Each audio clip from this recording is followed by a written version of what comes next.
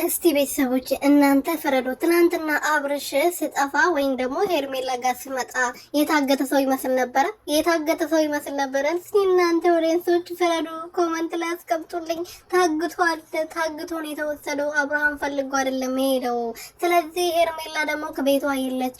ስለዚህ ያለችበትን ተናገረ፣ አለበለዚያ እዚያ ንቄ ደፋፍለው ብሏል። እንግዲህ ፋየዬ አብረሽ ወንድም ቀብራራው ማለት ነው።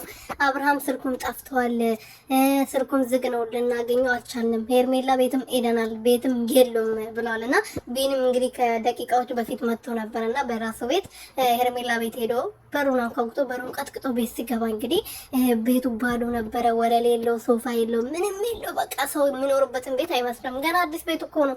እና ለማንኛውም ሰላም ቤተሰቦቼ እንዴት ናችሁልኝ? እኔ በጣም ደህና ነኝ፣ እግዚአብሔር ይመስገን። በያላችሁበት ሰላማችሁ ብዙ ተረፍረፍ ይበልልኝ። ለዚህ ቤት ለዚህ ቻናል አዲስ የሆናችሁ ሰብስክራይብ፣ ሼር፣ ላይክ ያደረጋችሁ ቤተሰብ ሆኑልኝ። እንግዲህ አብርሽ ጠፍቷል። አብርሽ ታግቶ ነው፣ ፈልጎ ፈቅዶ አይደለም የሄደው ተብሎ ይሄ ሚኪ የሚባለው ደግሞ አብርሃም እውነተኛ ጤነኛ ከሆነ እኔ አንቺ ጋር ሆነ ከየቴ ጋር ሆነ አይመለከተኝም፣ የአብርሃም ጤንነት ነው ያስጨነቀኝ ያለው ብሏል።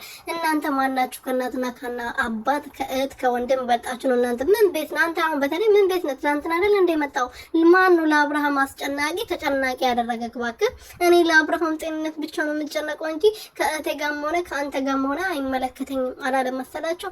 ከእህቴ ጋር እንደሆነ እንደ በየቀኑ እግሩ ስለ እየተደፋ ስትማጸነው የነበረው እህት እንደዛ ስትማጸነው ለራስሽ ክብር ይኖርሽ ለኛም ክብር ይኖርሽ አትላትም?